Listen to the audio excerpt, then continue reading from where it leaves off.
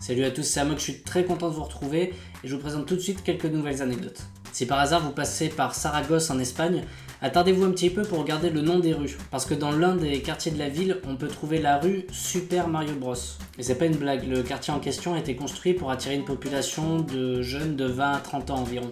Et donner aux rues ce genre de nom est en partie fait pour ça. Et on y trouve aussi la rue Sonic ou la légende de Zelda par exemple. Il y a plein de rues comme ça. Saint-Jacques-de-Compostelle, c'est depuis très longtemps un lieu de pèlerinage, et les premières personnes à faire ce pèlerinage, elles faisaient en sorte que ça se sache. Du coup, ils récupéraient des coquillages sur le bord de mer pendant leur pèlerinage et ils l'accrochaient à leurs vêtements ou à leur canne de marche, comme ça tout le monde savait qu'ils avaient effectué le pèlerinage en question. Et c'est de là qu'est né le nom Coquille Saint-Jacques. Si vous avez vu le film Il faut sauver le soldat Ryan, vous vous souvenez certainement à quel point le réalisme de certaines scènes de combat a été poussé loin. Et du coup, pour certains vétérans qui ont vu le film, ça a remué de mauvais souvenirs. Et le département des anciens combattants aux États-Unis a dû ouvrir un numéro vert pour répondre aux centaines d'appels de vétérans qui avaient besoin de parler de leur traumatisme après avoir vu le film. Si je vous parle des films de Pagnol, le premier acteur qui vous vient en tête, c'est probablement Rému, qui a juste marqué l'histoire du cinéma. Alors autant il est très sympa à voir à l'écran, autant bosser avec lui, je suis pas sûr que ce soit aussi sympa.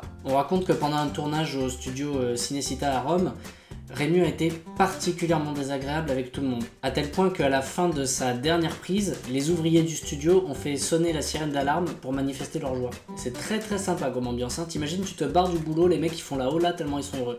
Le nylon, c'est un textile qui est très répandu de nos jours, mais en fait il est assez récent parce qu'il a été inventé qu'en 1938. On utilisait entre autres ce textile pour faire les toiles de parachute des soldats alliés. Et la légende raconte que son inventeur, qui était américain, aurait donné ce nom à son invention juste après l'attaque de Pearl Harbor. Et le mot nylon serait en fait les initiales pour Now You're Lost, Old Nippons, ce qui en français pourrait se traduire par maintenant vous êtes fichu, vieux nippon.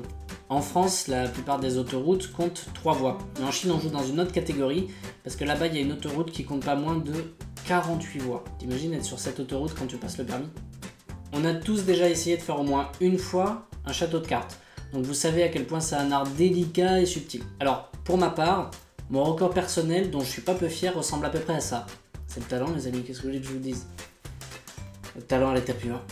Mais l'américain Brian Berg, lui, fait plutôt des trucs qui ressemblent à ça. Sur cette photo, vous voyez son record du monde du château de cartes le plus haut du monde, qu'il a remporté à 17 ans, et il a aussi fait le château de cartes le plus large du monde que vous voyez sur cette photo-là. Et comme si ça suffisait pas, une chaîne d'hôtels l'a embauché pour utiliser les cartes magnétiques des chambres usagées dont il savait pas quoi faire. Et Brian les a utilisées pour faire une reproduction de chambre à coucher, avec le lit, les toilettes et même un comptoir d'accueil. Bon bah du coup, j'ai encore un peu de boulot.